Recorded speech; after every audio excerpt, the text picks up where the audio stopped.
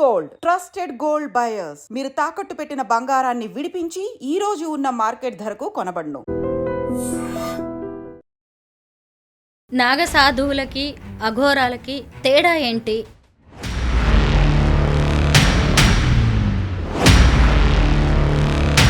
అలాగే వీళ్ళు మహాకుంభమేళా సమయాల్లోనే ఎందుకు బయటకు వస్తారు? మిగతా సమయాల్లో వాళ్ళు ఎక్కడ ఉంటారు? నాగసాధువులు అఘోరీస్కి లైఫ్ స్టైల్లో కొంత చేంజ్ ఉంటుందండి. నాగసాధువులు మీకు ఎక్కడ బయట కనపడరు. ఒక కుంభమేళ టైంలోనే శిఖరాగ్ర పర్వతాల నుంచి వస్తారు వాళ్ళు తప్ప, ఎక్కడ నుంచి మన హిమాలయాస్ అక్కడ ఉన్నటువంటి ఎన్విరాన్మెంట్ నుంచి వస్తారు తప్ప బయటికి మీకు అదర్వైజ్ మీకు వాళ్ళు ఎక్కువ కనపడరు.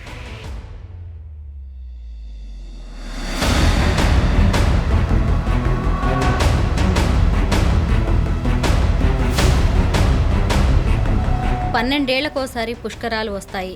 మహాకుంభమేళా సమయంలో వెళ్ళి నదీ స్నానాలు చేస్తే మంచిది, పితృకార్యాలు చేస్తే మంచిది అని చాలామంది వెళ్తూ ఉంటారు మహాకుంభమేళాకి. త్రివేణి సంగమం అదే ఉంటుంది, ప్రయాగ్రాజ్ అక్కడే ఉంటుంది. మరి మిగతా సమయాల్లో ఇవి చేస్తే పుణ్యం వస్తుందంటారా? సో మనిషి ఎప్పటి వరకైతే ఇన్ఫీరియారిటీ కాంప్లెక్స్తో ఉంటాడు, అంటే నేను బలహీనుణ్ణి, నేను పాపాత్ముణ్ణి,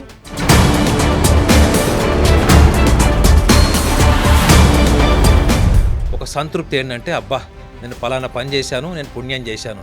అసలు పాపము అన్న పదమే ఒక ఇన్ఫీరియర్ పర్సనాలిటీ కింద మనం కన్సిడర్ చేయాలి మేడం. పాపం అన్న పదానికి అసలు మీనింగ్ లేదు.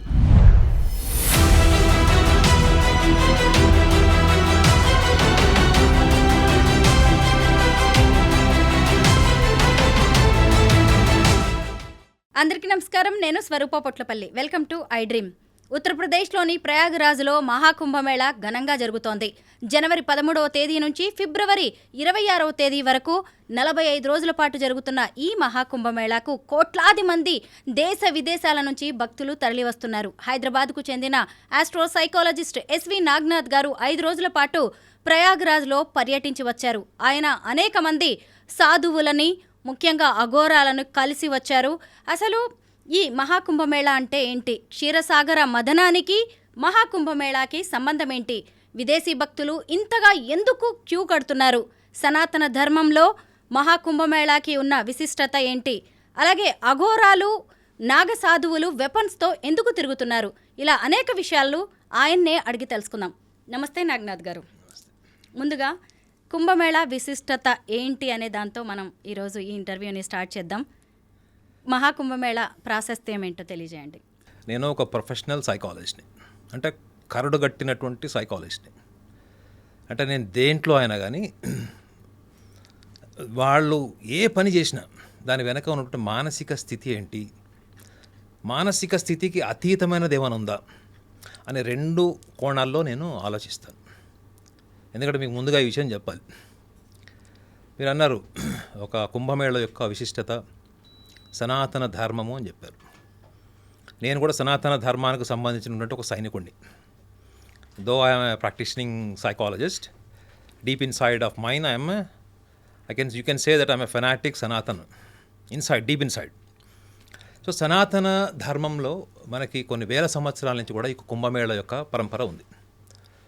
మనకి పెరిఫరల్గా చూసినా కానీ 7th century నుంచి కూడా మనకి దీనికి సంబంధించినటువంటి హిస్టరీ కూడా ఉంది కుంభమేళ. అయితే కుంభమేళ అన్నది నా దృష్టిలో, నేను అక్కడ టైం స్పెండ్ చేసి వచ్చాను కాశీలో. కుంభమేళతో సంబంధం లేకుండా కూడా నేను కాశీకి అనేక సార్లు వెళ్ళాను. నాకంటూ అక్కడ ఒక సొసైటీ కూడా ఉంది, అంటే నన్ను ఫాలో అయ్యేవాళ్ళు, సలహాలు తీసుకునేవాళ్ళు, రెగ్యులర్గా నేను వెళ్ళినప్పుడు కలిసిన వాళ్ళు, నాకు అక్కడ అకామిడేషన్ కూడా ఫ్రీగా ఇచ్చే స్థాయిలో నాకు అక్కడ పరిచయాలు ఉన్నాయి. అయితే నాకు అర్థమైంది నేను చెప్తున్నాను మీకు. కుంభమేళ అంటే మన భారతీయ సనాతన ధర్మంలో ఉన్నటువంటి గొప్ప విషయం ఏంటి అంటే, మన ఋషులు, మునులు, మన యొక్క యాన్సెస్టర్స్ అంటాం మనం, అంటే ఋషి పరంపర. ప్రపంచ దేశాల్లో మీరు అన్ని దేశాలతో ముఖ్యంగా మీరు పోల్చి చూస్తే మన భారతదేశానికి పుణ్యభూమి అని ఎందుకు ఉంది? ఎందుకు అంటే ప్రపంచానికి శాస్త్రీయ పరిజ్ఞానాన్ని, శాస్త్రీయపరమైనటువంటి ఆలోచనలు మనకి వెస్టర్న్ కంట్రీస్ నుంచి వచ్చినాయి చాలా మటుకు. సైంటిఫిక్ రీసెర్చ్ కానీ సైంటిఫిక్ ఎనాలిసిస్ అన్నది కూడా మనం ఎక్కువగా మాట్లాడుకుంటే వెస్టర్న్ కంట్రీస్ నుంచి ఎక్కువ మాట్లాడతాం. సైన్స్ అండ్ టెక్నాలజీ డెవలప్ చేసింది కూడా వాళ్ళే అని కూడా ఇప్పటికి కూడా చాలామంది చెప్పుకుంటారు. అది నిజమా అబద్ధం అన్నది that is a different topic. కానీ భారతదేశానికి వచ్చేటప్పటికి ఏం చెప్తారు? ఇక్కడ మతము, ఆచారాలు, సంస్కృతి, భిన్నమైనటువంటి పద్ధతులు, స్వేచ్ఛా జీవితం, ఆధ్యాత్మికత, యోగా, మెడిటేషన్, ధ్యానం, కర్మ సిద్ధాంతం. ఓకే, ఇవన్నింటిని కూడా మనము చూడాలి అంటే భారతదేశానికి రావాల్సిందే. అదే మీరు వెస్టర్న్ కంట్రీస్ డెవలప్ చేసినటువంటి సైన్స్ అండ్ టెక్నాలజీతో మనం ఇవాళ మనం ప్రోగ్రామ్ చేస్తున్నాం. ఇది కూడా మనకి టెక్నాలజీ నుంచి డెవలప్ అయినటువంటిది మనం చేస్తున్నాం. అంటే సైన్స్ అండ్ టెక్నాలజీ నుంచి మనం ప్రపంచాన్ని చూడొచ్చు, ప్రపంచాన్ని భిన్నమైనటువంటి కోణంలో మనము అనుభూతి పొందొచ్చు. కానీ there is a world, there is a cosmos within our self. Science and టెక్నాలజీతో మీరు బయట ప్రపంచాన్ని చూస్తే అంతర్గతంగా ఉన్నటువంటి ఒక కాస్మస్ ఎనర్జీ, ఒక deep inside personality, beyond mind, beyond intellect, beyond 5 senses. ఈ యొక్క ఆలోచన విధానాన్ని మనకి కొన్ని వేల సంవత్సరాల కిందనే మన ఋషులు ఈ ప్రపంచానికి ఇచ్చినటువంటి ఒక బహుమతి. ఆ బహుమతి అని ఎందుకు చెప్తున్నానంటే, వాళ్ళ శరీరాలు ధ్యానంలో ఉన్నప్పుడు నలిగిపోయి, కాలిపోయి, తుప్పు పట్టిపోయి, చెదలు పట్టిపోయిన స్థితిలో కూడా వాళ్ళు ఇంద్రియ నిగ్రహాన్ని కోల్పోకుండా సాధించినటువంటి సంపత్తి ఏదన్నా ఉంది అంటే అదే ధార్మికత. That is called the spirituality. మీరు ఎప్పుడైతే మీ మైండ్, ఇంటలెక్ట్ నుంచి మీరు బియాండ్ సెన్సెస్ ఎప్పుడైతే వెళ్తారో అదంతా కూడా ఒక ఆధ్యాత్మికపరమైనటువంటి సాధన, ఆధ్యాత్మికపరమైనటువంటి అనుభూతి. అది అటువంటి విషయాన్ని మనకు పరిచయం చేసిన క్రమంలో మనము చాలా రకాలుగా మనము ఇవాళ అనుకుంటాం మైథలాజికల్ స్టోరీస్ అని. మనము వెస్టర్న్ కంట్రీస్లో ఉన్నటువంటి డిక్షనరీ మీనింగ్ లేకుండా చూడండి, మీరు వెస్టర్న్ కంట్రీస్లో డిక్షనరీ మీనింగ్ ఏముంటుంది? మైథలాజికల్ స్టోరీస్ అండి ఇవన్నీ అంటారు. వాళ్ళకి అసలు హిస్టరీ ఏంటి, మన పూర్వీకులు ఏం చేశారు, వేల సంవత్సరాల కింద ఏం జరిగింది అంటే ఆధారాలు లేకపోయేటప్పటికి మైథలాజికల్ స్టోరీ అనే ఇస్తారు. ఓకే, కానీ మనకి ఈ పరంపరలో మన వాళ్ళు కథారూపంలో చెప్పినటువంటి ఎన్నో అంశాల్లో మనకి క్షీరసాగర మదనం గురించి కూడా మనం కూడా మాట్లాడుకుంటాం. ఎందుకంటే ఇప్పుడు కుంభమేళా ప్రశస్తం జరుగుతుంది కాబట్టి. కుంభమేళాను కూడా నేను ఎలా తీసుకున్నాను అంటే, అసురుల యొక్క ఆధిపత్యం పెరిగి దేవతల యొక్క ఆధిపత్యం తగ్గిపోయి ఇంద్రుడు లాంటి వాడు వెళ్ళి ఆ శ్రీ మహావిష్ణువుకి వేడుకుంటే శ్రీ మహావిష్ణువు యొక్క సలహా ఏంటంటే, క్షీరసాగర మదనంలో వెళ్ళి నువ్వు వెళ్ళి అక్కడ ఉన్నటువంటి క్షీరాలను దాగి ఉన్నటువంటి ఈ యొక్క అమృతాన్ని మీరు ఛేదిస్తే దాన్ని సేవించిన వాళ్ళు జీవితకాలం ఆ యొక్క అనుభూతి, ఆధిపత్యంలో ఉంటారు అని ఒక సలహా ఇచ్చారు. ఇది అందరికీ తెలిసినటువంటి కథే. ఆ క్షీరసాగర మదనంలో బయటకు వచ్చినటువంటి విషయాన్ని మొదట శివుడు, ఆ పరమశివుడు వాటిని మింగడం చేసినప్పుడు చాలా బోలాశంకరుడు కాబట్టి ఆయన వెనక ముందు ఆలోచించకుండా ఆ విషయాన్ని తాను లాలాజలం అంటే మంచినీళ్ళు తాగినట్టు తాగేస్తున్నప్పుడు అప్పుడు పార్వతీదేవి వచ్చి మనకి మెడకాయ దగ్గర ఆపినప్పుడు ఆయన కంఠమంతా నీలంగా మారిపోతే ఆయనకు నీలకంఠుడు అని కూడా పేరుంది. అంటే మనం కథారూపంలో చెప్పుకుంటే ఇలా మనకు అమృతం వచ్చింది. అమృతం తర్వాత మళ్ళీ అమృతం వచ్చిన తర్వాత ఇద్దరు కొట్లాడుకోవడం వల్ల, అసురుల మధ్య దేవతల మధ్య గొడవ జరగడం వల్ల 4 బిందువులు చిలికి మనకి భూమి మీద పడ్డాయి వివిధ ప్రాంతాల్లో. ఆ వివిధ ప్రాంతాల్లో 4 మనకి తెలిసినవే. ప్రయాగ ఒకటి, నాసిక్ త్రయంబకేశ్వరం ఒకటి, మనకి జరుగుతున్నటువంటి ఇప్పుడు ప్రయాగ్రాజ్, నాసిక్ త్రయంబకేశ్వరం ఒకటి, ఉజ్జయిని, ఇంకొకటి హరిద్వార్. 4. ఈ 4 ప్లేసెస్ని మనం ఈ రోజు కూడా ఏమనుకుంటామంటే అవి పుణ్య క్షేత్రాల కింద మనం పరిగణిస్తాము. కాబట్టి అక్కడ ఉన్నటువంటి జలంలో మనం స్నానం చేయాలి, ఎందుకు అక్కడ ఉన్నటువంటి నదీ స్నానాలు చేయాలి అనుకుంటే మన శరీరంలో కూడా మనకి 73 అంటే ఆల్మోస్ట్ మనకి 73 to 75% మన శరీరంలో వాటర్ ఉంటుంది మేడం.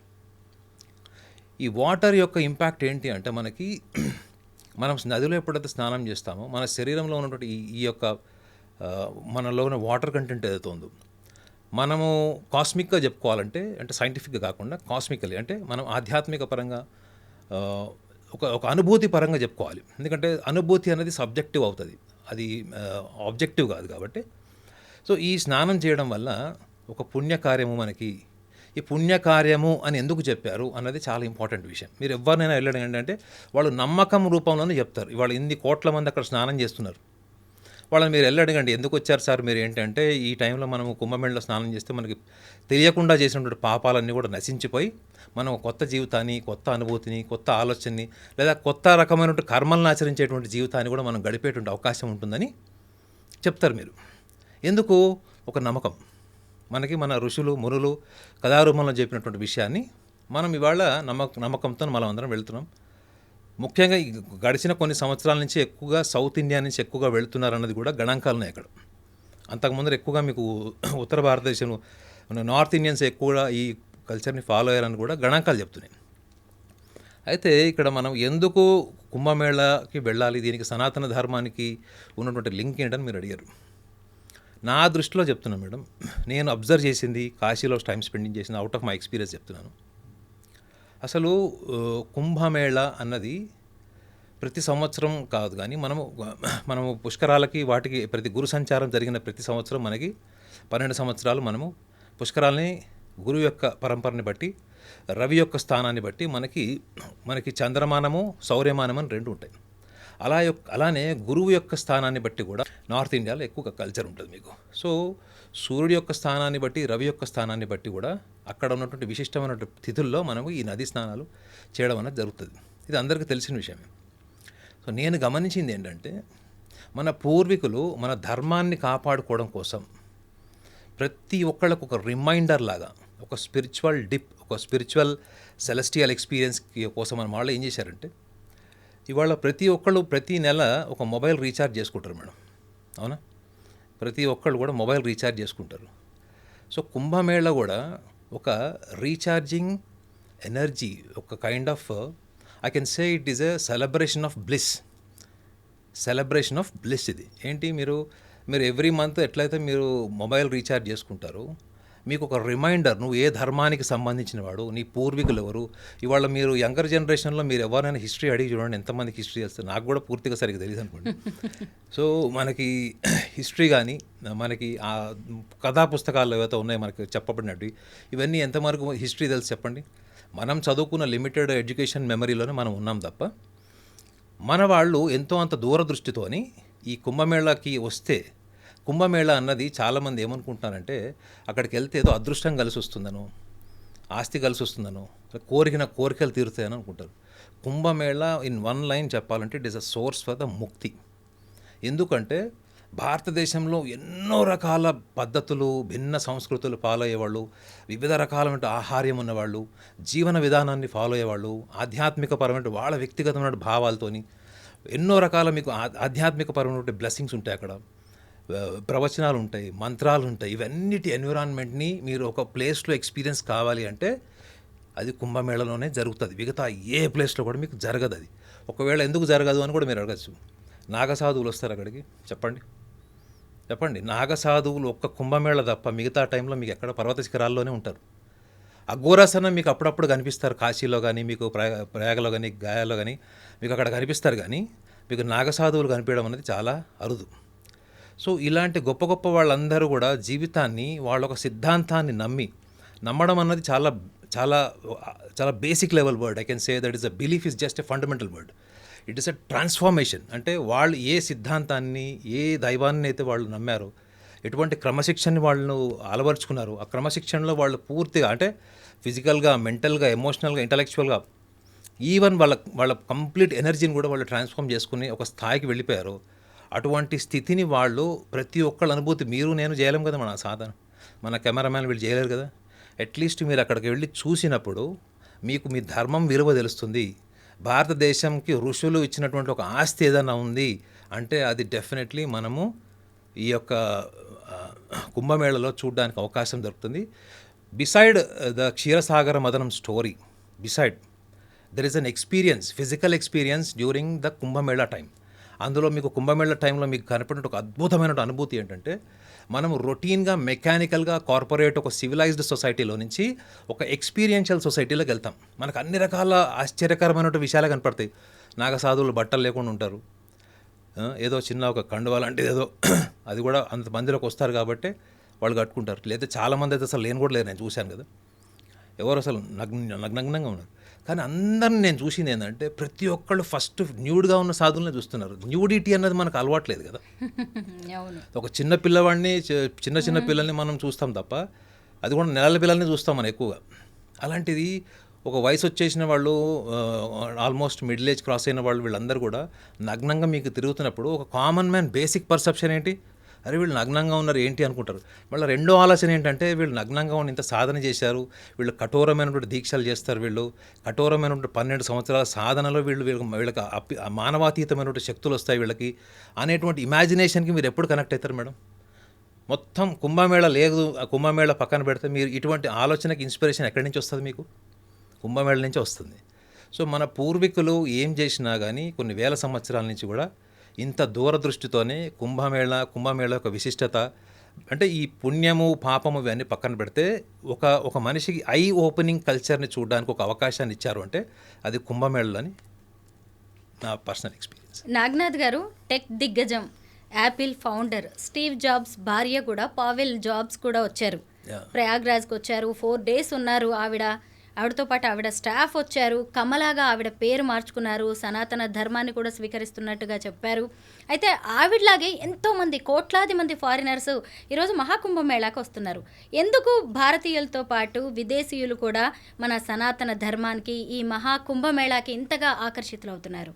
ఇప్పుడు విదేశాల్లో చాలామంది ఒప్పుకోకపోవచ్చు కానీ ఇటువంటి ఫారెన్ కల్చర్లో మీకు ఎటువంటి కల్చర్ మీకు ఫ్యామిలీ కల్చర్ కనిపిస్తుంది చెప్పండి. కొన్ని వందల సంవత్సరాల నుంచి కూడా మీకు ఫారెన్ కంట్రీస్లో మల్టిపుల్ మ్యారేజెస్ ఎర్లీ అంటే మీకు 14 సంవత్సరాల లోపలనే స్త్రీ పురుషుల యొక్క సంభోగం అంటే వాళ్ళ జీవన విధానంలోనే మీకు ఫ్యామిలీ కల్చర్ మీకు కనపడదు. మల్టిపుల్ మ్యారేజెస్, మల్టిపుల్ అఫైర్స్, వాళ్ళ జీవితం అంతా కూడా ఒక సోషల్ ఐడెంటిటీ నుంచి ఎస్టాబ్లిష్ అవుతుంది మేడం. మన భారతదేశంలో ఏంటంటే ఫ్యామిలీ ఫెస్టివల్స్ నుంచి కల్చర్ పర్సెప్షన్ అంతా డెవలప్ అవుతుంది. వాళ్ళకి మీరు చూడండి, విదేశాల్లో ఉన్న వాళ్ళకి వాళ్ళు ఏం చేసినా వాళ్ళకి సోషల్ ఐడెంటిటీ లేని వాళ్ళు ఎక్కువ డిప్రెషన్లో ఉంటారు. వాళ్ళు ఏం చేసినా అది 10 మంది గుర్తించాలి, పేపర్లో రావాలి, టీవీలో రావాలి, ఎవ్రీబడి షుడ్ అప్రిషియేట్ దెమ్. అంటే వాళ్ళ దృష్టిలో భౌతికం అనమాట. అంటే నేను నా యొక్క రూపము నా తెలివితేటలు ఐడెంటిఫై అయితే చాలు అనేటువంటి ఆలోచన విధానంతో వాళ్ళు పెరిగారు.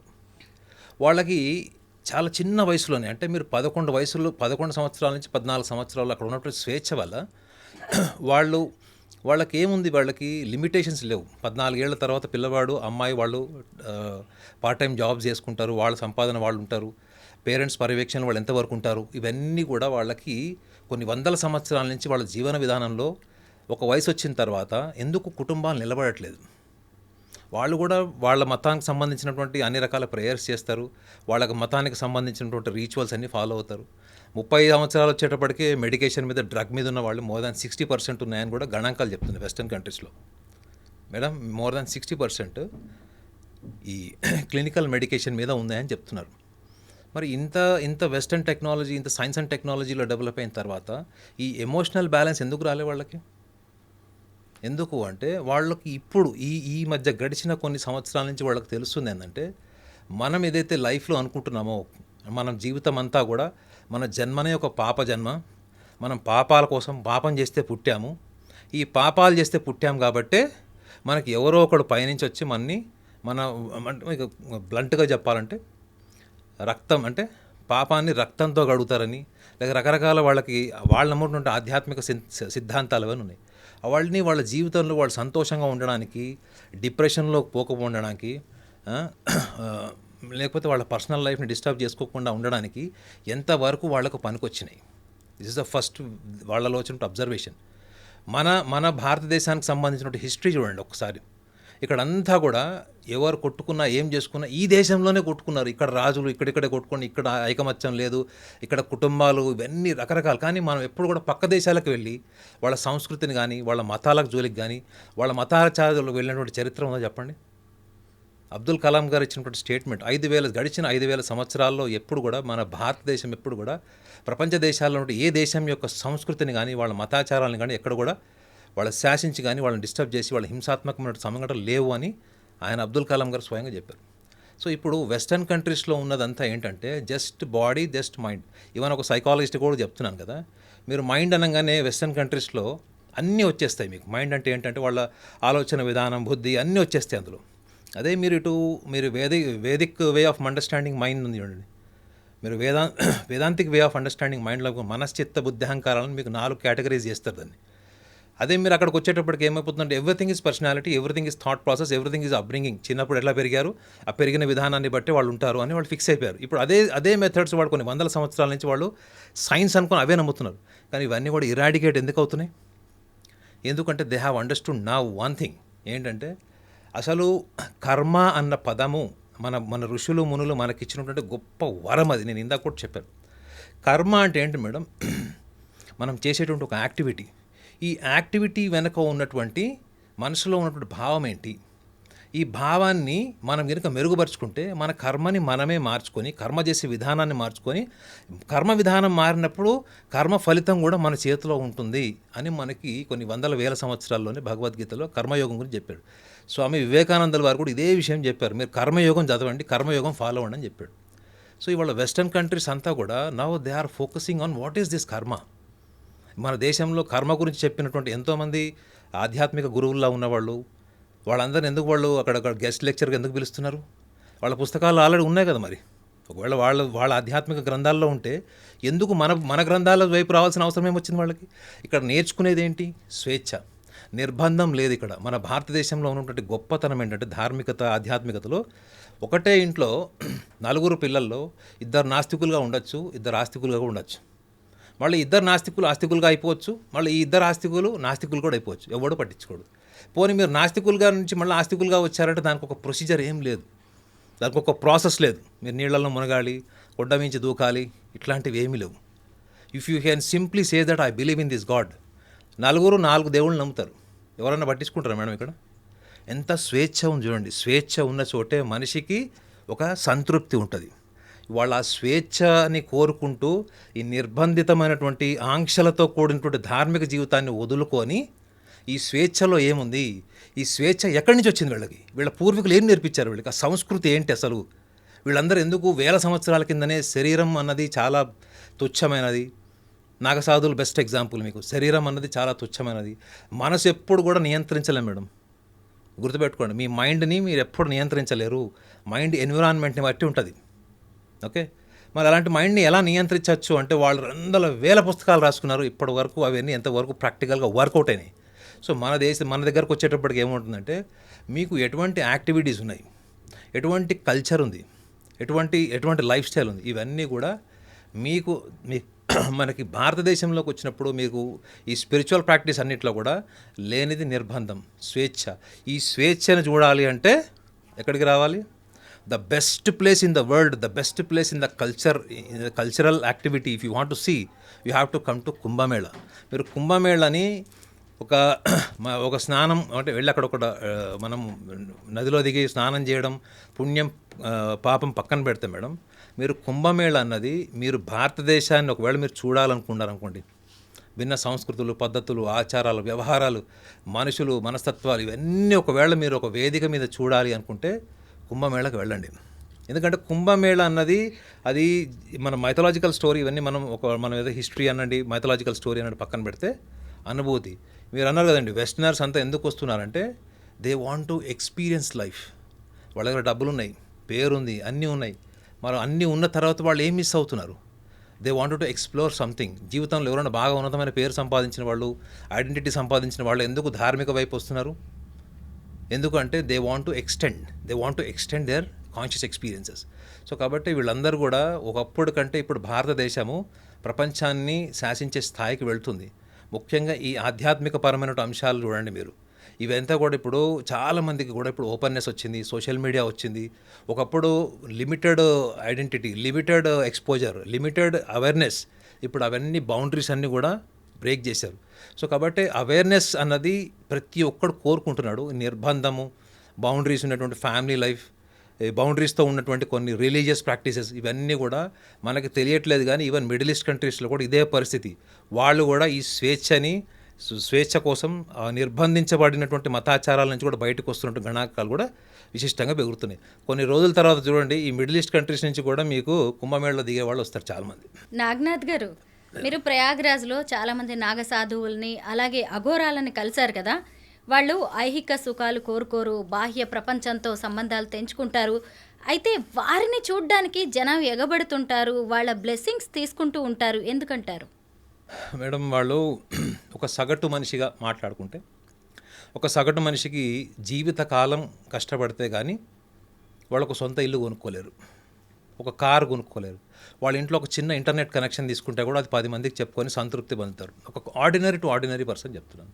మనం కూడా నేనైతే చిన్నగా ఉన్నప్పుడు మా ఇంట్లో టీవీ వస్తే అందరు ఫ్రెండ్స్కి చెప్పేవాళ్ళం.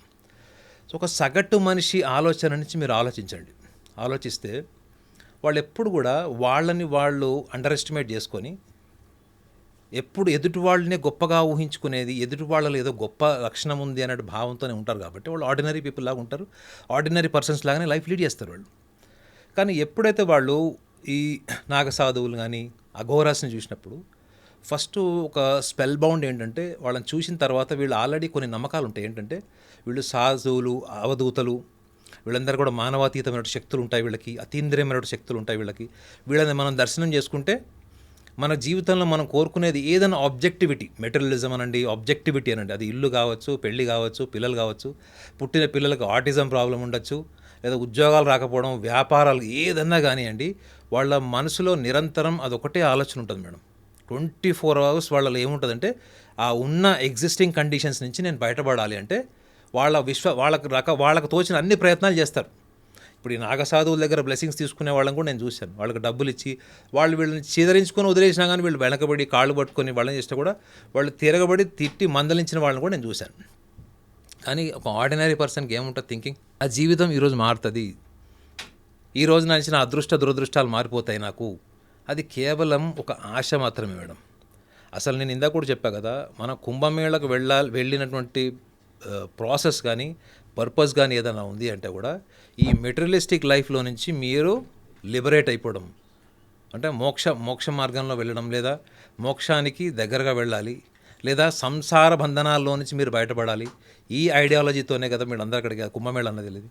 కానీ ఒక ఆర్డినరీ పర్సన్కి ఆ ఇంటలెక్చువల్ థింకింగ్, ఇంటలెక్చువల్ బెంట్ ఉండదు మేడం.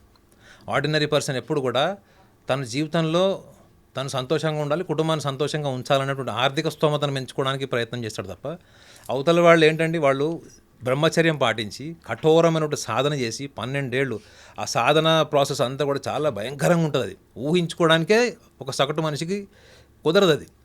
అలాంటి కఠోరమైన దీక్షలు చేసి బ్రహ్మచర్యం పాటించి సంసార బంధనాలు చాలా చిన్న వయసులోనే వదులుకొని మళ్ళీ ఈ యొక్క జన్మజన్మ రాహిత్యం, జన్మజన్మల పరంపర, ఈ జన్మజన్మ రాహిత్యం కోరుకునేటువంటి స్థాయిలో వాళ్ళకి వీళ్ళు అడగడం వల్ల అప్పటికి కొంతమంది నాగసాధువులు కానీ కొంతమంది అఘోరాస్ కానీ వీళ్ళని బ్లెస్ చేసినటువంటి వాళ్ళని కూడా నేను చూశాను. కొంతమందిని అంటే వాళ్ళని చీదరించుకోకుండా, ఏమనకుండా, ఎక్కువ మాట్లాడకుండా వాళ్ళకి బ్లెస్ చేసే వాళ్ళని కొడుకున్నారు. ఎందుకు? వీళ్ళు ఎంతో దూరం నుంచి ప్రయాసాలు చేసుకొచ్చి నదీ స్నానంతో పాటు వీళ్ళని కూడా కలవచ్చు ఈ టైంలో అన్నటువంటి ఒక ఆశతో వస్తారు చూడండి. ఎంతో అంత మానవత్వం ఏదో ఉండడం వల్ల కొంచెం బ్లెస్ చేస్తారు. కానీ ఆర్డినరీ పర్సన్ ఎప్పుడైనా ఒకటి అర్థం చేసుకోవాలి ఏంటంటే, వాళ్ళు ఏదైతే తుచ్చమైన జీవితం అని వదిలేశారో ఆ జీవితం వెనకబడి నీ వల్ల కానిది వాళ్ళ దగ్గరికి వెళ్ళినప్పుడు నువ్వు నేర్చుకోవాల్సింది ఏంటి? ఈ తుచ్చమైన జీవితాన్ని భావోద్వేగాల పరంగా మానసికంగా నేను ఎలా వదిలేసుకోవాలి అనే ఆలోచనకు మీరు వెళ్తారా, వాళ్ళని కూడా మీరు ఇటువైపు లాగుతారా? సో కాబట్టి ఆర్డినరీ పర్సన్ ఎప్పుడు కూడా ఆర్డినరీ పర్సన్ లాగానే ఆలోచిస్తాడు. వాళ్ళలో ఏం రిఫ్లెక్షన్ కూడా ఉండదు. ఆయన ఒకవేళ ఆశీర్వదించాడా లేదా, ఆశీర్వదించి వదిలేశాడా, అవన్నీ పట్టించుకోడు. వాళ్ళు ఆ కుంభమేళ నుంచి ఇంటికి వచ్చిన తర్వాత వాళ్ళకి ఏం కలిసి వచ్చింది, ఒకవేళ వాళ్ళకి ఏదైనా కలిసి వచ్చింది అనుకోండి, వాళ్ళు ఏమనుకుంటారు, అమ్మా ఆ స్వామివారు బ్లెస్ చేశారు, ఒక ఫోటో తీసి ఇంట్లో పెట్టుకుందామని ఆ దేవుడి పటాల్లో అదొక పటం కూడా ఉండి చాలామంది నేను చూశాను. అట్లాంటి వాళ్ళని కూడా బాబాల్లాగా పెట్టుకున్న వాళ్ళు కూడా కొన్ని వేల కుటుంబాలు కూడా వాళ్ళు ఆరాధ్యంగా భావిస్తారు. అంటే మన భారతదేశంలో గొప్పతనం అదే మేడం. మన జీవితంలో ఏదైనా మార్పు వస్తే వాళ్ళని చాలా దీర్ఘకాలంగా గుర్తుపెట్టుకుంటారు. ముఖ్యంగా ఈ స్వాముల్ని, వాళ్ళని చాలామందిని సాధువుల్ని కూడా ఎక్కువ గుర్తుపెట్టుకుంటారు. ఇక్కడ నాగ సాధువులకి అఘోరాలకి తేడా ఏంటి? అలాగే వీళ్ళు మహాకుంభమేళ సమయాల్లోనే ఎందుకు బయటకు వస్తారు? మిగతా సమయాల్లో వాళ్ళు ఎక్కడ ఉంటారు? నాగసాధువులు అఘోరీస్కి లైఫ్ స్టైల్లో కొంత చేంజ్ ఉంటుందండి. నాగసాధువులు ఒక రకంగా చెప్పాలంటే వాళ్ళు ఎక్కువగా చాలా డీప్ మెడిటేషన్ ప్రాసెస్లోనే వాళ్ళు ఉంటారు. మీకు ఎక్కడ బయట కనపడరు. ఒక కుంభమేళ టైంలోనే ఆ శిఖరాగ్ర పర్వతాల నుంచి వస్తారు వాళ్ళు తప్ప, ఎక్కడ నుంచి మన హిమాలయాస్ అక్కడ ఉన్నటువంటి ఎన్విరాన్మెంట్ నుంచి వస్తారు తప్ప బయటికి మీకు అదర్వైజ్ మీకు వాళ్ళు ఎక్కువ కనపడరు. అఘోరాస్కి ఏంటంటే వాళ్ళు శివుడుకున్నటువంటి పంచముఖాలు, 5 ముఖాల్లో అఘోర ముఖం కూడా ఒకటి చాలా వైబ్రెంట్గా, చాలా అగ్రెసివ్గా ఉంటుంది అన్నది కూడా వీళ్ళ ఐడియాలజీ. రెండోది, వీళ్ళందరూ కూడా అఘోరీస్ అందరూ కూడా మేము శివుళ్ళము అని, మేమే శివుడు అని భావిస్తారు వాళ్ళు. అహం బ్రహ్మాస్మి అని, మేనే శివుడు అని చెప్పి మాట్లాడతారు వాళ్ళు. వాళ్ళని శివుడు వేరు, మేము వేరు అని చెప్పారు. అంటే ఒక రకంగా చెప్పాలంటే అది నేను దేవుడు అని చెప్పుకుంటుంటే నార్సిసిజం కింద మనం తీసుకోలేం. అదేంటంటే వాళ్ళ ట్రాన్స్ఫర్మేషన్ అది. That's what they believe. నేను తలుచుకుంటే ఏదైనా చేయగలుగుతాను. అందుకే చూడండి, మీకు నాగసాధువులు, అఘోరాలు వాళ్ళు ప్రపంచానికి చాలా దూరంగా ఉండి కూడా ధర్మాన్ని కాపాడుతారు అని కూడా మనకి చాలామందికి లిటరేచర్ ఇన్ఫర్మేషన్ ఉంటుంది. ధర్మాన్ని ఎక్కడెక్కడో కూర్చొని ఎలా కాపాడతారు ఏంటి అంటే కూడా ఈ నాగసాధుల జీవన విధానంలో ఎక్కువగా మీకు మెడిటేషన్ ప్రాసెస్ ఎక్కువ కనిపిస్తుంది.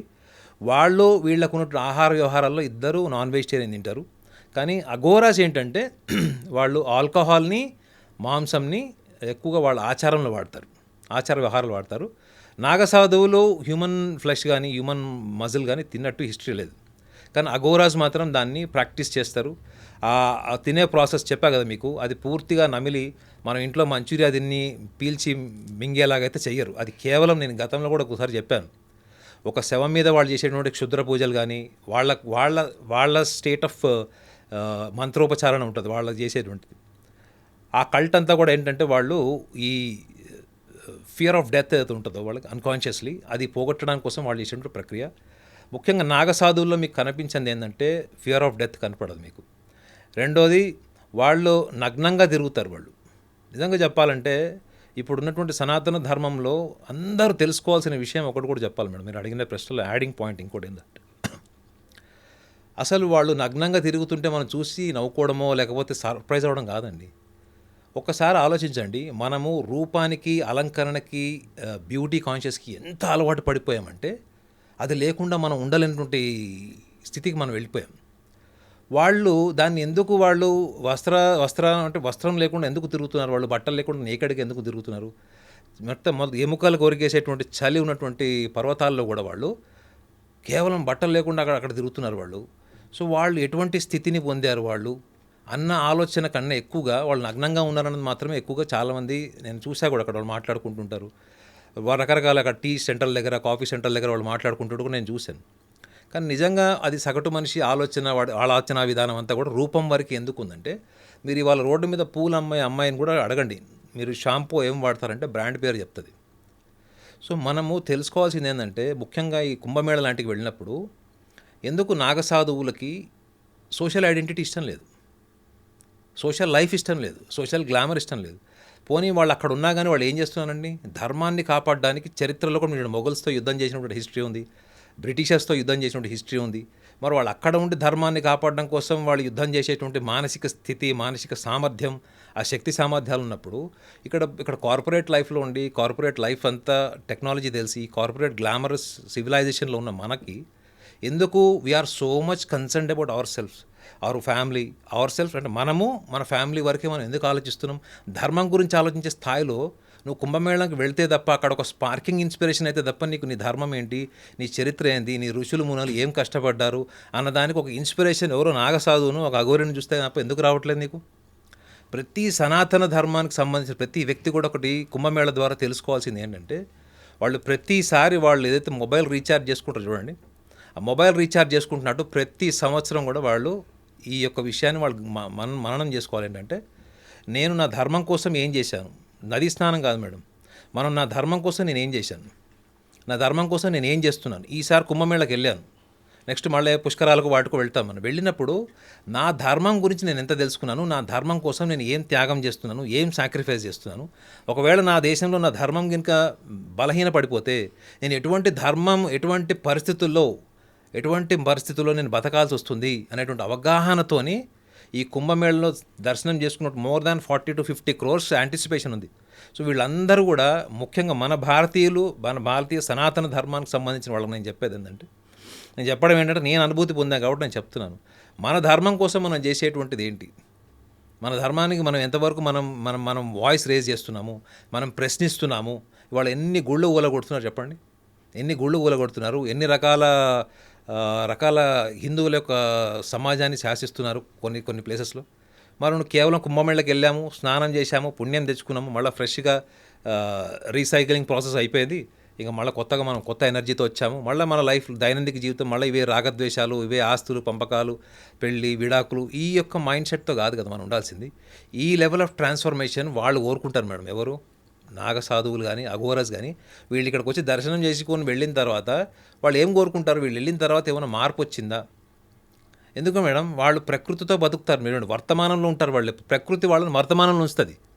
ప్రకృతి ఆ చలి, ఆ అట్మాస్ఫియర్, రిస్క్ ఫ్యాక్టర్స్, ఎన్విరాన్మెంట్ ఉంటుంది చూడండి, వాళ్ళు వర్తమానంలో అలర్ట్గా ఉంటారు.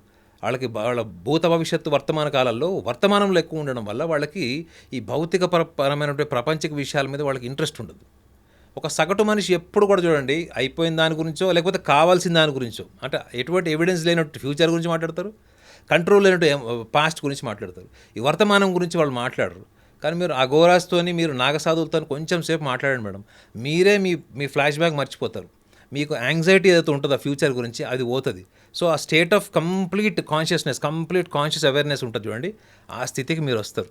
సో కాబట్టి నాగసాధువులు అఘోరాస్కి డిఫరెన్సెస్తో పాటు వాళ్ళ ప్రజెన్స్లో మీరు ఏం అనుభూతి పొందారన్నది కూడా వీళ్ళు ఎదురు చూడాలి తప్ప అక్కడికి వెళ్ళి వాళ్ళ నుంచి ఏదో ఒకటి భౌతికపరమైన ఆశించడం కూడదు. అది సనాతన ధర్మాన్ని ఫాలో అయ్యే వాళ్ళు తెలుసుకోవాలని నా ఉద్దేశం. నాగనాథ్ గారు, నాగసాధువులు, అఘోరాలు నిర్భయంగా ఉంటారు, జీవితం మీద ఆశలు వదిలేసుకుని ఉంటారు. అలాంటి వాళ్ళు ఆయుధాలు పట్టుకొని ఎందుకు తిరుగుతూ ఉంటారు? ముఖ్యంగా వాళ్ళు గంజాయి, మాదక ద్రవ్యాలు వంటివి సేవించి మత్తులో ఉంటారని కూడా విన్నాను. ఇది ఎంతవరకు నిజం? మీరు కొంతమంది నాగసాధువులు అలాగే అఘోరాలతో కూడా మాట్లాడారు కదా, వాళ్ళు మీకేం చెప్పారు? మీరు ఏమన్నారు? ఆయుధాలతో ఎందుకు తిరుగుతారన్నారు. మీ దగ్గర ఒక ఆయుధం ఉంది మేడం, మనందరి దగ్గర ఒక ఆయుధం ఉంది. ఏంటి చెప్పండి అది? మనం అందరం కూడా ఒక ఆయుధంతో బతుకుతాం, కానీ అది వాడం. మనం వాడితే వాడతాము, లేకపోతే వాడము. ఒక చిన్న హింట్ కూడా ఇస్తాం, ఆ ఆయుధాన్ని మనం 5 ఏళ్లకు ఒకసారి వాడచ్చు. ఓటు ఏంటి చెప్పండి మేడం, ఎంత ఈజీగా చెప్తున్నారు. ఓటని ఆయుధం కదా. అవును. మీ ధర్మాన్ని కాపాడేటువంటి రాజకీయ నాయకుల్ని, దేశాన్ని కాపాడేటువంటి వాళ్ళు, భారతదేశ సంస్కృతి పద్ధతులు, భారతీయతని ప్రపంచానికి పరిచయం చేసేటువంటి భావోద్వేగాలు ఉన్న నాయకుల్ని మీరు ఎంచుకోకుండా అంటే ఆయుధము అంటే మీరు గుర్తుపెట్టుకోండి మేడం, మనం దేవతల గురించి, రాక్షసులు, అసురుల గురించి మనం మాట్లాడుకున్నాం. అసురులు అప్పుడే ఉన్నారా? ఇప్పుడు లేరా? మీరు చెప్పండి. ఇప్పుడు ఏం బాబు, ఇప్పుడు అసురులు లేరా మేడం? సనాతన ధర్మాన్ని విచ్ఛిన్నం చేయాలి, విడదీయాలి, నాశనం చేయాలి అనుకున్నాడు సూడో సెక్యులరిజం, సూడో ఎన్విరాన్మెంట్ ఒక తయారైంది చూడండి.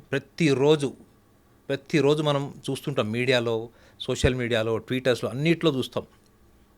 ఒక చిన్న విషయాన్ని రకరకాలుగా దాన్ని ముక్కలు చేసి ఏదో ఒక రకంగా ఈ ధర్మం అంతా కూడా మూర్ఖత్వానికో, అంధవిశ్వాసాలకో ఇదంతా కూడా నాంది అని ప్రచారం చేసేటువంటి వాళ్ళు. ఎంతమంది విదేశీ శక్తులు ఉంటే ఈ దేశంలో ఇంత మతం మార్పిడి జరుగుతుంది చెప్పండి. వాళ్ళు వీళ్ళందరూ ఎవరండి?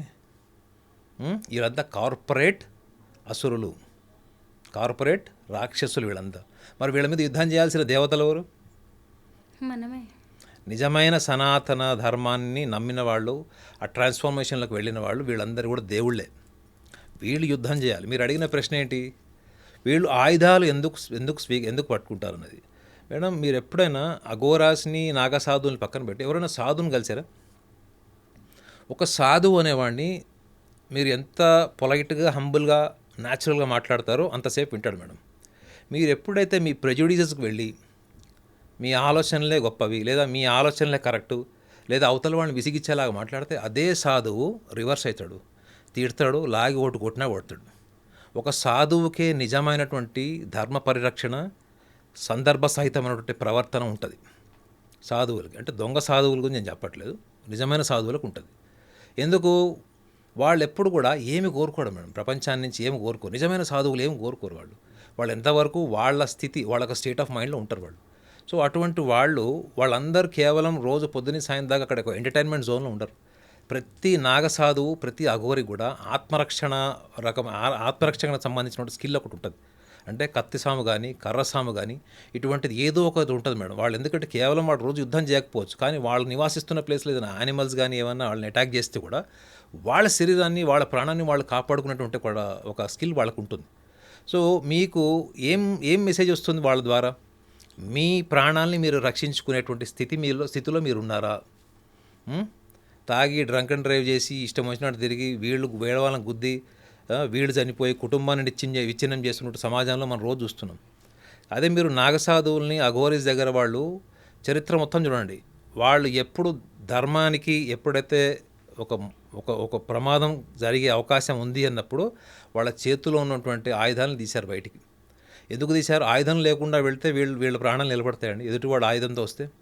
సో ఆయుధం చేతిలో ఉన్నప్పుడు అదొక సూచన ఏంటంటే, నేను అర్థం చేసుకుంది, మీరు సాధువులతో మాట్లాడారు కదా అన్నారు కదా, ఒక సైకాలజిస్ట్గా నేను మాట్లాడినప్పుడు నాకు అర్థమైంది ఏంటంటే, ఒక సాధువు అనేవాడు కేవలం బయట సమాజంలో తిరుగుతుంటే ఒక 10 మంది వచ్చి కొడితే ఏం చేస్తాడండి?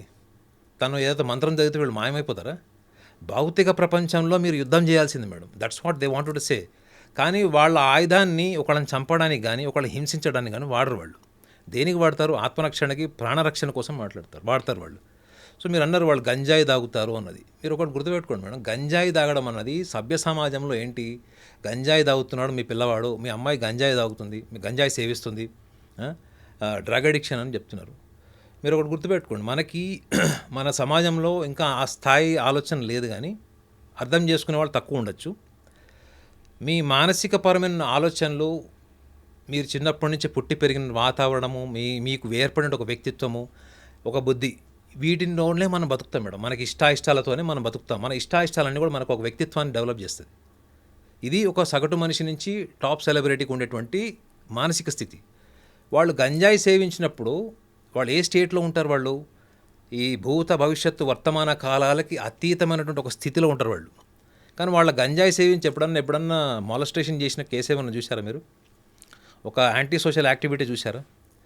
వాళ్ళు గంజాయి సేవించినప్పుడు 2 విషయాల్ని వాళ్ళు, అంటే సైకలాజికల్గా వాళ్ళు చెప్పిన విషయం చెప్తున్నారు. ఏంటంటే ఈ భావబంధాలన్నీ వదులుకొని వచ్చారు కదా మేడం వాళ్ళు. ఏంటి భావబంధాలంటే ఏంటి? చిన్నప్పటి నుంచి వాళ్ళు పుట్టంగానే నాగసాధువులు కాదు కదా వాళ్ళు. ఈ భావబంధాలు అన్నవి కూడా వాళ్ళ మెమరీలో ఉంటాయి. ఒక్కొక్కసారి ఏంటంటే ఆ మెమరీ యాక్టివేట్ కాకుండా, ఆ మెమరీలో వాళ్ళు డిస్టర్బ్ కాకుండా కూడా గంజాయి సేవిస్తారు అన్నది ఒక సాధువు చెప్పాడు. ఇంకొక సాధువు ఏం చెప్పాడంటే, ఈ గంజాయి కన్జ్యూమ్ చేసినప్పుడు వాళ్ళు ఏదైతే స్టేట్లో ఉంటారో దానికి అసలు ఒక మెమరీ, డ్రీమ్ స్టేట్ కానీ ఏమీ ఉండదు. అక్కడ ఏముంటుందంటే ఒక శివస్థితి, అంటే ఒక the state of Shiva, lord Shiva, ఆ స్థితిలో ఉంటారు. అట్లా కొన్ని రోజులు గంటలు ఉండి ఆ స్థితిలోనే వాళ్ళు అనుభూతి పొందుతూ, ఆ యొక్క అనుభూతి వాళ్ళకి ఒక ఆత్మసంతృప్తి, కొత్త ఎనర్జీ వాళ్ళకు వస్తుంది అని కూడా ఒక సాధువు చెప్పాడు. సో మరి వీళ్ళు దీన్ని మనం ఎడిక్షన్ కింద ఎందుకు చెప్పలేమంటే, అది వాళ్ళ బలహీనత కాదు మేడం. వాళ్ళు తీసుకోవాలనుకున్నప్పుడే తీసుకుంటారు తప్ప, వాళ్ళు అది లేకపోతే బతకలేము అనేటువంటి స్థితిలో ఉంటే వాళ్ళు కూడా ఎన్నో క్రైమ్స్ చేసి పోలీస్ స్టేషన్ చుట్టూ తిరిగేవాళ్ళు. సో వాళ్ళు ఆ బుద్ధికి, మానసిక స్థితికి అతీతమైనటువంటి ఒక స్థితిని వాళ్ళు అనుభూతి పొందారు. మనం ఏమనుకుంటాము, ఇవన్నీ కదల్లేండి, ఇవన్నీ వాళ్ళు గంజాయి జరిగినప్పుడు వాళ్ళ ఆలోచనలు వాళ్ళకు ఉంటాయని మనం అనుకుంటాం. మీరు వాళ్ళతో ఒక వారం రోజులు టైం స్పెండ్ చేస్తే మీకు తెలుస్తుంది ఏంటంటే వాళ్ళ ఎమోషన్స్లో ఎక్కడ కూడా వాయిలెన్స్ ఉండదు మేడం. మీరు చూడండి, వాళ్ళంతా అగ్రెసివ్ బిహేవియర్ ఉంటుంది. వాళ్ళు నడుచుకుంటూ వెళ్తుంటే భూమి చప్పుడు వస్తుంది తెలుసా? వాళ్ళ పాదాలకి మనం నడుస్తుంటే డబా డబా డబా చప్పుడు వస్తుంది. వాళ్ళు అంటే వాళ్ళతో మీరు నడవలేరు మేడం, మీరు వాళ్ళతో వాకింగ్ చేయలేరు. వాళ్ళు వాకింగ్ చేస్తుంటే యూ హ్యావ్ టు జాగ్. మీరు జాగింగ్ చేస్తే ఎలా చేస్తారు? వాళ్ళు నడుస్తుంటే అట్లా ఉంటుంది. మీరు నడుస్తున్నప్పుడు వాళ్ళకి భూమి చప్పుడు వస్తుంటుంది. ఏ ఎనర్జీ ఉంది వాళ్ళకి? వాళ్ళు ఏం తిండి తింటారు చెప్పండి? మీరు అంటున్నారు గంజాయి తాగుతున్నారని. ఈ కుంభమేళ టైంలో వాళ్ళ ఆహారం ఎవరు పెడతారు? వాళ్ళు బయట హోటల్ దిగుతారా? హోటల్లో భోజనం చేస్తారా? వాళ్ళు తెచ్చుకున్నటువంటి ఆహారం, వాళ్ళు చేసుకున్న చపాతీలు కావచ్చు, ఇంకేమైనా కావచ్చు. నేను చూసా కాబట్టి చెప్తున్నా, వాళ్ళు పక్కన కూర్చొని తినేవి చూసా కాబట్టి. మీరు అక్కడి నుంచి బయట వాళ్ళు ఏమైనా ఫ్రూట్స్ అవి తెచ్చి చాలామంది కూడా ట్రై చేశారు. కానీ వాళ్ళు ఎందుకు రిజెక్ట్ చేశారు? అది they have tremendous discipline, control over the food habits. అవి వాళ్ళు బ్రేక్ చేయరు. మనం ఇచ్చే ఆహారమే కాదు మేడం, మంచినీళ్ళల్లో కూడా మన భావం ఏమన్నా ట్రాన్స్ఫార్మ్ అవుతుందేమో అనే ఆలోచనతో ఉంటారని కూడా ఒక స్వామీజీ చెప్పాడు. అవతల వాళ్ళ భావాన్ని కూడా మనం స్వీకరిస్తున్నట్టు ఉంటుంది. వాళ్ళు ఇచ్చేటువంటి వస్తువు ఏదైతే పదార్థం, అంటే వాటర్ కావచ్చు, ఫ్రూట్ కావచ్చు, ఫుడ్ హ్యాబిట్ ఏదైనా కావచ్చు, ఫుడ్ కావచ్చు, అది కూడా వాళ్ళు ఎందుకు స్వీకరించారు అంటే అందులో అక్కడ ఏమి డిస్క్రిమినేషన్ ఆఫ్ సుపీరియారిటీ, ఇన్ఫీరియారిటీ ఉండదు. వాళ్ళ ప్రిన్సిపల్స్కి విరుద్ధం అది. సో అలాంటప్పుడు వాళ్ళు గంజాయి కానీ ఇవన్నీ సేవించినా కానీ వాళ్ళ స్టేట్ ఆఫ్ కాన్షియస్ ఎక్స్పీరియన్స్ కింద మనం తీసుకోవాలి తప్ప, మనం ఒక corporate basic level understanding of the human being నుంచి మనం దాన్ని కన్సిడర్ చేయకూడదు. నాగనాథ్ గారు, 12 ఏళ్లకోసారి పుష్కరాలు వస్తాయి. మహాకుంభమేళ సమయంలో వెళ్ళి నదీ స్నానాలు చేస్తే మంచిది, పితృకార్యాలు చేస్తే మంచిది అని చాలామంది వెళ్తూ ఉంటారు మహాకుంభమేళాకి. ముఖ్యంగా మనం చేసిన పాపాలన్నీ పోతాయి అని కూడా నమ్మేవాళ్ళు ఎక్కువగా ఉంటారు. త్రివేణి సంగమం అదే ఉంటుంది, ప్రయాగరాజ్ అక్కడే ఉంటుంది. మరి మిగతా సమయాల్లో ఇవి చేస్తే పుణ్యం వస్తుందంటారా? మేడం, నేను బ్లంట్గా చెప్తే కొంతమంది హర్ట్ అవుతారేమో, కానీ ద కాన్సెప్ట్ ఆఫ్ సిన్, ఈ పాపము అన్నది ఎక్కడి నుంచి వచ్చింది చెప్పండి? యాజ్ యాంకర్గా మీరు చెప్పండి. ఈ పాపము అనే శబ్దం ఎక్కడి నుంచి వచ్చింది? పాపము అనే శబ్దం ఉన్నంత వరకు మనిషి దేనికి బానిసై ఉంటాడు? పుణ్యంకి. నో, దేవుడికి. దేవుడికా? ఇప్పుడు మీరు ఒకటి చెప్పండి మేడం, బాబు నాయన కెమెరా మీరు కూడా చెప్పండి, మనిషి ఎదుర్కొంటున్న సమస్యలకి దేవుడు పరిష్కారమా చెప్పండి? మనిషి ఎదుర్కొంటున్న సమస్యలకి దేవుడు పరిష్కారం అయితే 55 కంట్రీల్లో ఒక మతం ఉంది. ఒక 4-5 కంట్రీస్ చెప్తే మిగతా అన్ని కంట్రీస్ కూడా చాలా పేదరికంలో దుర్భరమైనటువంటి జీవితం గడుపుతున్నాయి. మరి దేవుడు ఏ రకంగా ఆ దేశాలని సంపన్న దేశాలు చేయగలిగాడు చెప్పండి. సో మనిషి ఎప్పటి వరకైతే ఇన్ఫీరియారిటీ కాంప్లెక్స్తో ఉంటాడో, అంటే నేను బలహీనుణ్ణి, నేను పాపాత్ముణ్ణి, కాబట్టి నేను ఎవరినో ఆరాధిస్తే పుణ్యం వస్తుంది అనేటువంటి స్థితిలో ఉన్నప్పుడు మనిషికి ఏమొస్తుంది చెప్పండి? ఒక సంతృప్తి ఏంటంటే అబ్బా నేను పలానా పని చేశాను, నేను పుణ్యం చేశాను అన్నది. అసలు పాపము అన్న పదమే ఒక ఇన్ఫీరియర్ పర్సనాలిటీ కింద మనం కన్సిడర్ చేయాలి మేడం. పాపం అన్న పదానికి అసలు మీనింగ్ లేదు. కానీ పాపం అన్న పదాన్ని వెస్టర్న్ కంట్రీస్ వాళ్ళు ఈ మిడిల్ ఈస్ట్ కంట్రీస్ నుంచి ఎందుకు బాగా ప్రమోట్ చేశారంటే you have to be slave to the concept of God. మన దగ్గర ఏముంది, మీరు అన్నారు కదా ఈ పుణ్యక్షేత్రాలంట్లో స్నానం చేస్తే నిజంగా రెగ్యులర్ డేస్లో పుణ్యం వస్తుందా, కేవలం కుంభమేళా టైంలోనే పుణ్యం వస్తుంది అనేది. మీరు రెగ్యులర్ డేస్లో వెళ్ళినా, మామూలుగా కుంభమేళా టైంలో వెళ్ళినా, పుష్కరాల టైంలో వెళ్ళినా, ఇక్కడ భారతీయ సమాజంలో ఉన్నటువంటి సంస్కృతి, ఇక్కడ ఉన్నటువంటి పదజాలం ఏంటి? ముక్తి madam, liberation. You have to be liberated. So ఈ భౌతికపరమైనటువంటి అంశాల నుంచి నువ్వు లిబరేట్ అవ్వాలి. పోనీ నేను పేదరికంలో పుట్టాను, పేదరికంలోనే పెరిగాను, నాకు సక్సెస్ లేదు, లైఫ్లో హ్యాపీనెస్ లేదు, నేను ఎంజాయ్ చేయలేదంటే అప్పుడు మన ధర్మంలో చెప్పినటువంటిది ఏంటి? మీరు సంచిత కర్మలు ఇవన్నీ ప్రారంధ అగామి కర్మల గురించి చెప్తారు. ఆ కర్మ సిద్ధాంతం చదవండి. ఇలా ఆత్మవంచన చేసుకొని పాపం పుణ్యం అని వెళ్ళి 365 డేస్లో ఈ టైంలోనే వెళ్ళి అక్కడ చేస్తే ఆ గ్రావిటేషనల్ ఫోర్స్ వల్ల మనకి పుణ్యం వస్తుంది అనుకుంటే డెఫినెట్లీ. ఎందుకంటే వెళ్ళాను, నేను కూడా నది స్నానం చేసి వచ్చాను, అవన్నీ చేశాను. బట్ నా ఎక్స్పెక్టేషన్ ఏంటి, నా ఎక్స్పీరియన్స్ ఏంటి? నా ఎక్స్పెక్టేషన్ నాకు ఇది కావాలి, అది కావాలి, దేవుడా నువ్వు ఇవ్వాలి అనుకుంటే అది నువ్వు ఆధ్యాత్మికత అన్నదాన్ని నువ్వు సరిగ్గా అర్థం చేసుకోలేదు. ముఖ్యంగా సనాతన ధర్మంలో ఏమైతే చెప్పినటువంటి అంశాలు ఉన్నాయి వాటిని కరెక్ట్గా అర్థం చేసుకోలేదు. ఈ సోకాళ్ళు వేరే దేశాల నుంచి వచ్చినటువంటి సంస్కృతి, వేరే దేశాల నుంచి వచ్చినటువంటి పదాలు, వాళ్ళ ఆచారాలని దాంట్లో నువ్వు కొట్టుకుపోయి ఎక్కడో అక్కడ నువ్వు ఏం చేస్తున్నావు అంటే ఏదో ఒక ఎక్స్టర్నల్ ఫ్యాక్టర్ వచ్చి నీ జీవితాన్ని మారుస్తుంది అన్నట్టు ఆత్మవంచనలో నువ్వు ఉన్నావు. కాబట్టి 365 రోజులు మీరు ఎప్పుడన్నా చేయొచ్చండి. బట్ ఒకటైతే నా కాన్షియస్ ఎక్స్పీరియన్స్తో చెప్తున్నాను కదా, అక్కడ స్నానం చేసినప్పుడు ఒక డిఫరెంట్ ఎక్స్పీరియన్స్ లాగా అనిపించింది నాకు. అంటే ఒకసారి మునిగిన తర్వాత జనరల్గా మనము కాఫీ తాగినప్పుడు మనకి ఎప్పుడన్నా ఒక కెమిస్ట్రీ చేంజ్ అవుతుంది చూడండి. మనం జనరల్గా మనం స్ట్రెస్లో ఉన్నప్పుడు, హెడేక్ వచ్చినప్పుడు మనకు మన కెమికల్ రియాక్షన్ మారుతుంది. లేదా మనం ఒక హోలీ టెంపుల్కి, ఒక హోలీ ప్లేస్కి వెళ్ళినప్పుడు ఒక కెమికల్ రియాక్షన్ మారుతుంది చూడండి. ఆ ఎక్స్పీరియన్స్ నాకు వచ్చింది అక్కడ, నేను అక్కడ నీళ్ళలో డిప్ చేసినప్పుడు. సో ఎప్పుడైనా 365 రోజుల్లో ముక్తి కోసం మీరు ఎప్పుడన్నా వెళ్ళొచ్చు ఈ యొక్క పుణ్యక్షేత్రాలకి. ముక్తి అనే భావంతో వెళ్ళండి తప్ప పాపాత్ముడిని, నేను పాపం చేశాను, ఈ స్నానం చేస్తే నా పాపం పోతుంది అన్నది మాత్రం మన దేశ సంస్కృతి కాదు. నాగనాథ్ గారు, మీరు ప్రయాగ్రాజ్తో పాటు కాశీకి కూడా వెళ్ళారు. కాశీ గంగా తీరంలో అనేక ఘాట్స్ ఉంటాయి. అందులో హరిశ్చంద్ర ఘాట్, అలాగే మణికర్ణిక ఘాట్ గురించి ఏమైనా విశేషాలు మాకు చెప్పగలరా? నా ఫేవరెట్ ఘాట్ అయితే మాత్రం హరిశ్చంద్ర ఘాట్. ఎందుకు అంటే ఒక మనిషి ఎంత హ్యాండ్సమ్ అయినా ఉండొచ్చు, ఒక అమ్మాయి ఎంత బ్యూటిఫుల్ అయినా ఉండొచ్చు. Every day you are stepping towards graveyard, శ్మశానం. ఎంత అందమైన శరీరం, అందమైన రూపం అనుకొని అది క్షీణించిపోయి, అంటే మన మొత్తం మన ముఖంలో కళలు పోయి, మన శరీరం నశించిపోయి, మన బోన్స్ అన్ని అరిగిపోయి, కాల్షియం డెఫిషియన్సీ వచ్చిన తర్వాత వచ్చేటువంటిది జ్ఞానం కాదు. మీకు ముఖ్యంగా చెప్పా కదా, ఇట్లాంటి మనకి కుంభమేళ ఇటువంటి వాటికి వెళ్ళినప్పుడు ముఖ్యంగా యంగ్స్టర్స్ అందరూ వెళ్ళాలండి. ముఖ్యంగా స్కూలింగ్ పిల్లలు వెళ్ళాలి. అక్కడ ఏదో ఒక మార్పు వచ్చేస్తుంది జీవితంలో కాదు మేడం. మనం అక్కడ అన్ని రకాల వ్యక్తులు మనం చూడడానికి, అన్ని రకాల సంస్కృతులు మనం చూడడానికి ఒక అవకాశం ఉంటుంది. ఎవరి ఆలోచన ఎట్లా స్పార్క్ అవుతుందో, ఎట్లా ఇమాజినేషన్ పెరుగుతుందో మనకు తెలియదు. మనం లిమిటెడ్ ఇమాజినేషన్ నుంచి అన్లిమిటెడ్ ఇమాజినేషన్లోకి వెళ్ళడమే మన సైంటిఫిక్ వే ఆఫ్ లివింగ్. ఆ ఇమాజినేషన్ నుంచి మనం రియాలిటీలోకి రావాలంటే ఫస్ట్ ఇమాజినేషన్ నుంచి మీరు కనెక్ట్ అవ్వాలి కదా. మీకు ఇమాజినేషన్కి ఇన్స్పిరేషన్ లేదు. హరిశ్చంద్ర ఘాట్లో నేను ఎప్పుడు ఎక్కువ వెళ్ళినా కానీ మ్యాక్సిమం టైం నేను అక్కడే స్పెండ్ చేస్తాను. మీకు ఒక ఫోటో కూడా పెట్టాను. అది ఎందుకు అంటే అది అక్కడ మీరు ఎవ్వరు ఉండరు మేడం, గుర్తుపెట్టుకోండి. ఇంతమంది దర్శకులు వెళ్తారా, హరిశ్చంద్ర ఘాట్ని దూరాన్ని చూసి వెళ్ళిపోతారు. మీరు చూడండి నేను ఎంత క్లోజ్లో అక్కడ టైం స్పెండ్ చేశాను. మీకు అఘోరాస్ని కలవాలన్నా హరిశ్చంద్ర ఘాట్కి వెళ్ళాలి మీరు. హరిశ్చంద్ర ఘాట్ దగ్గర వాళ్ళు శవాల కోసం ఎదురు చూస్తుంటారు, చెప్పా కదా మీకు. సో మీకు అక్కడ ఏంటంటే మీరు ఎంత ఊహల్లో ఉన్నా, మనసు ఎప్పుడు ఊహల్లో, ఒక ఫాల్ స్టేటస్లో, ఒక ఫిక్షన్లో, హాలుసినేషన్లో మనసు ఎప్పుడు ఆనందం పొందుతూ ఉంటుంది. కానీ ఏ రోజన్నా ఒక్క సంవత్సరంలో ఎప్పుడన్నా ఎవడని అనుకుంటాడండి నా లైఫ్ ఏదో ఒక రోజు నేను ఏరో ఒకరోజు ఈ భౌతిక రూపాన్ని వదిలేసి వెళ్ళిపోతాను, చావు రూపంలో నన్ను ఈ ఈ ప్రపంచాన్ని నుంచి నన్ను దూరం చేస్తుంది, భావబంధాల నుంచి దూరం చేస్తుందని ప్రతి మనిషి ఎవడన్నా ఒక్క సంవత్సరంలో ఒక్కసారని అనుకుంటాడా? ఎవ్వరు అనుకోరు. సో మీకు ఈ ఘాట్స్ మీరు ఎప్పుడైతే విజిట్ చేస్తారో మొత్తం మోర్ దాన్ 70+ ఘాట్స్ ఉన్నాయి అక్కడ. ప్రతి ఘాట్కి ఒక హిస్టరీ ఉంటుంది, వాళ్ళంతా ఎక్స్ప్లెయిన్ చేస్తూ ఉంటారు.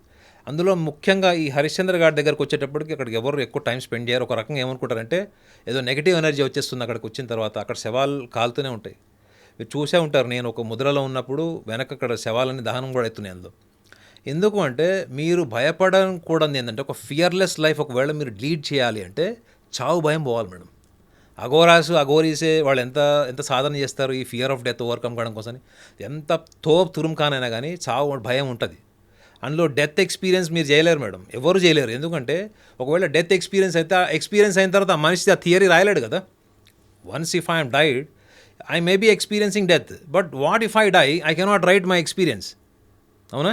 కానీ మీకు ధ్యానంలో చావుని కూడా, చావు అనే అనుభూతిని, డెత్ ఎక్స్పీరియన్స్ని కూడా చేయొచ్చు అని ఒక సాధువు చెప్పాడు ఇక్కడ ఈ హరిశ్చంద్ర ఘాట్ దగ్గర కలిసిన సాధువే చెప్పాడు. ధ్యానంలో even you can experience the death but you are still alive. ధ్యానంలో ఎక్స్పీరియన్స్లో నుంచి చావు అనే ఎక్స్పీరియన్స్ చేసి కూడా still you are alive. So దానివల్ల ఏమవుతుందో చెప్పండి, you will become more fearless. అర్థమైందండి? మన మైండ్ ఎప్పుడైతే చిన్నప్పటి నుంచి మన పెంపకం అంతా భయంతోనే ఉంటుంది కదా. అన్నం తినకపోతే బెదిరిస్తారు, చదవకపోతే బెదిరిస్తారు, నువ్వు సరిగా బట్టలు వేసుకోకపోయినా బెదిరిస్తారు. సో భయం అన్నది మన పెంపకంలోనే ఉంటుంది. కాబట్టి ఈ భయాన్ని ఎలా అధిగమించాలి, మనము భయాన్ని అధిగమిస్తూ మన జీవితం ఎలా గడపాలి, అలాంటి భయం లేకుండా బతికే జీవితంలోనే ఎక్కువగా మనిషికి చైతన్యం వచ్చేటువంటి అవకాశం ఉంటుందని సాధువుల నమ్మకం. Thank you so much Naganath గారు. మహాకుంభమేళా గురించి తరతరాలకు ఉపయోగపడే ఎంతో విలువైన సమాచారాన్ని మాకు అందించారు. Thank you so much. Welcome.